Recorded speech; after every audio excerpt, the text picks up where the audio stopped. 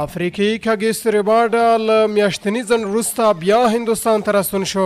کاګي سریباډا د سویل افریقا چټک توپ اچوونکی له یوې میاشتني بندیز وروسته بیرته هندوستان ته راغلی او تمه کېږي چې د ګجرات ټایټنز لوبډلې لپاره د مې په شپږمه نیټه د ممبۍ انډینز پر وړاندې سیالۍ ته چمتو شي. رباډا چې د نشهیي موادو د کارولو له امله له لوبو بندي شوی و، د مې په درېیمه د ګجرات ټایټنز لوبډلې سره په احمد آباد کې یوځای شو. نوموړي منلي چې د تفریحي نشو لپاره یې یو ډول نشهیي مواد کارولي وو، خو تر اوسه دا نه ده روښانه شوي چې دغه مواد کوکاین وو او که چرس. د نړیوالې انټي-بیوټیک ادارې له مخې که یو لوبغاړی دا ډول مواد سیالۍ نه باندې وکاروي او له یو درملنې پروګرام سره مرسته وکړي، نو د بندیز موده له 3 میاشتو څخه 1 میاشت راکمیدلی شي.